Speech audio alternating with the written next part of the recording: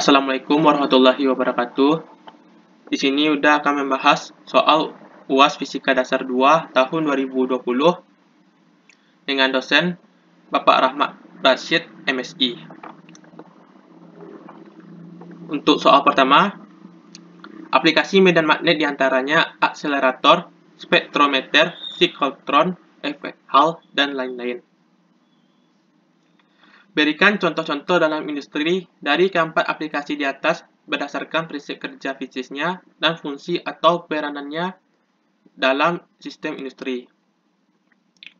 Untuk jawabannya itu, untuk soal pertama, yaitu akselerator, aplikasi dan peranannya, yaitu akselerator ion untuk rekayasa bahan industri garmen, di mana prinsip kerjanya itu menambahkan unsur tertentu ke dalam bahan dengan komposisi dan kedalaman tertentu. Jenis akselerator ion yang banyak digunakan dalam bidang rekayasa bahan adalah jenis akselerator ion energi rendah dengan 1 MeV. Berkas arus ion pada akselerator ion tersebut berjumlah ratusan mikroampere. Jenis ion yang digunakan mulai dari atom ringan hingga atom berat. Jenis akselerator ion ini disebut juga dengan implantor ion, yang secara khusus untuk mengimplantasikan atom tertentu ke dalam suatu bahan. Karena kedalaman penetrasi ion dalam mode mikrometer, maka alat ini hanya cocok untuk perlakuan permukaan.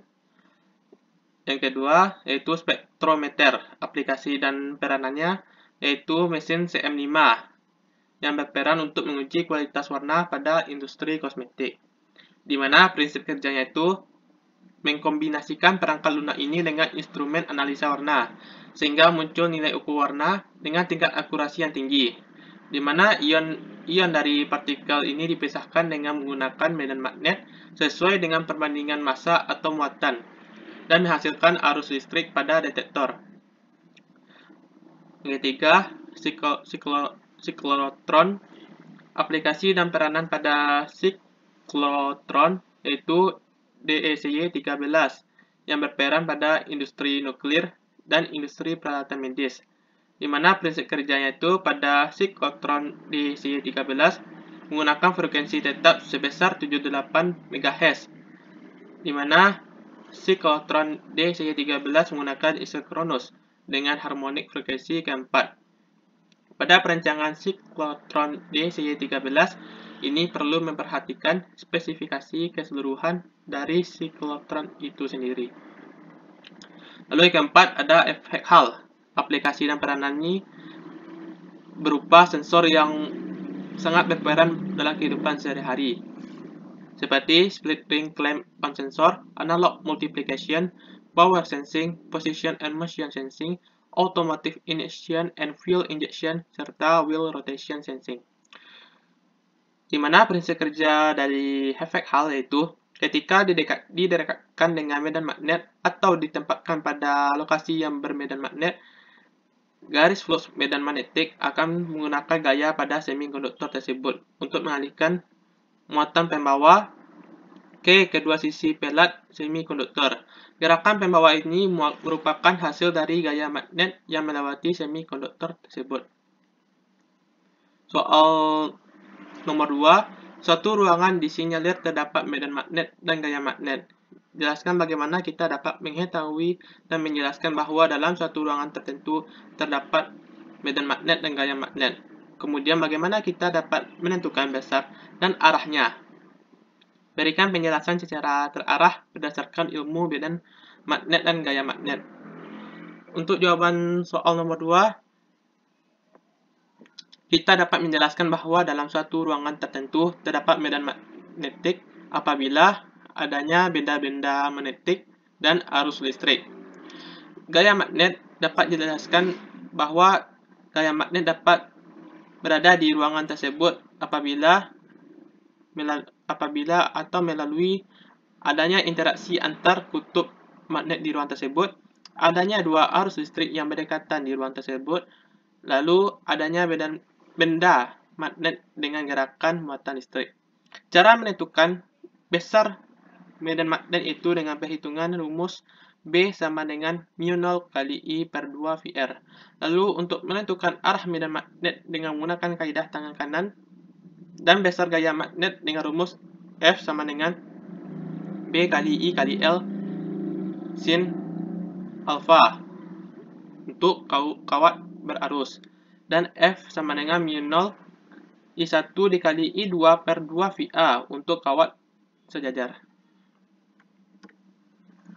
Lalu untuk soal nomor 3, dua buah kawat membawa arus dalam arah yang berlawanan sebesar 10 ampere. Jika jarak antar kawat sebesar 2 mm dan besar medan magnet yang dihasilkan 20 nanotesla pada titik tertentu jika diukur dari pertengahan kawat. Tentukan A. Di mana letak posisi titik tersebut. B. Jika besar medan magnet yang terukur pada suatu titik dari pertengahan kedua kawat nilainya 5 kali lebih besar dari yang diperoleh di bagian A, tentukan jarak titik tersebut. Untuk penyelesaiannya, kita akan menggunakan rumus medan magnet dengan rumus B sama dengan mu0 I per 2 VA. Pada rumus ini, besar medan magnet pada kedua kawat arahnya itu sama-sama masuk ke bidang. Kita mengetahui ini dari metode kaidah tangan kanan. Dengan menggunakan kaidah tangan kanan, bisa kita ketahui bahwa arah dari kedua kawat tersebut sama-sama masuk ke dalam bidang. Maka didapatkan rumus untuk besar medan magnet di titik P, BP sama dengan BA ditambah BB. Dan kita masukkan nilai angka 2 kali 10 pangkat min 8 sama dengan 4V dikali 10 pangkat min 7 dikali 10 per 2V dikali 2 kali 10 pangkat min 3 dikurang X ditambah 4VX kali 10 4V dikali 10 pangkat min 7 dikali 10 per 2VA per 2VX, bukan di sini A, di sini seharusnya tidak ada A tapi langsung 2VX. Kita sederhanakan dan kita cari nilai X, maka didapatkan nilai X sebesar plus minus 0,4 mm. Lanjut, yang ke B karena nilai besar medan magnet 5 kali lebih besar di bagian A, maka kita kalikan saja 5 dikali 2 kali 10 pangkat min 8 sama dengan 10 pangkat min 7. Kita selesaikan persamaan tersebut dan didapatkan nilai X sama dengan 0,08 mm. Soal keempat, ceritakan bagaimana saudara mendefinisikan terang dan gelap dari suatu keadaan, dan bagaimana saudara dapat mengukur secara empiris suatu keadaan berdasarkan terang dan gelapnya. Cara untuk mengetahui terang dan gelap dari suatu keadaan adalah dengan mengetahui bagaimana perpaduan atau interaksi dua atau lebih gelombang cahaya yang dapat menghasilkan pola yang teratur, yaitu gelap dan terang. Interferensi, di mana dinyatakan terang apabila terjadi interferensi maksimum, di mana gelombang saling konstruktif atau saling menguatkan. Itu disebut dengan interferensi maksimum. Dan dinyatakan gelap apabila gelombang saling destruktif, itu interferensi minimum. Lalu kita mengukur secara empiris gelombang cahaya pada gelap dan terang, di mana interferensi minimum terjadi apabila adanya penjumlahan dan beda fasenya itu kelipatan 2V. Sedangkan untuk interferensi minimum terjadi penjumlahan dan beda fase kelipatan 2V. Sedangkan untuk interferensi maksimum terjadi pengurangan dan beda fase kelipatan V. Lalu untuk soal selanjutnya, soal nomor 5, ceritakan apa yang terjadi pada zat jika berada pada titik tripel. Dalam wujud apakah zat pada titik tersebut, serta apakah semua jenis zat dapat mengalami kondisi pada titik tersebut. Titik triple adalah suatu zat di mana suhu dan tekanan ketika tiga fase, yaitu gas, padat, dan cair dalam keadaan kesetimbangan termodinamika. Sebagai contoh, air raksa pada suhu 38,8344 derajat Celcius dan tekanan 0,2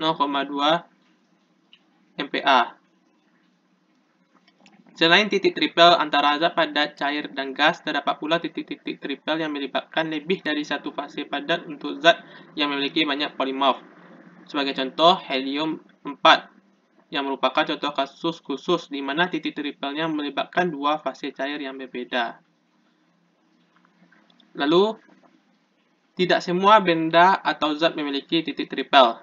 Syarat zat yang memiliki titik triple adalah zat yang suhu dan tekanannya ketika tiga fase, yaitu gas, cair, dan padat, zat tersebut berada pada kesetimbangan termodinamika.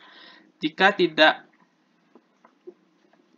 berada pada kesetimbangan termodinamika pada tiga fase, baik gas, cair, dan padat, maka suatu zat maupun atau benda tidak dapat dinyatakan sebagai titik triple. Sekian pembahasan soal UAS Fisika Dasar 2 tahun 2020 dari UDA. Semoga pembahasan dan penjelasan yang UDA sampaikan dapat membantu rekan-rekan dalam menjawab soal ujian Fisika Dasar.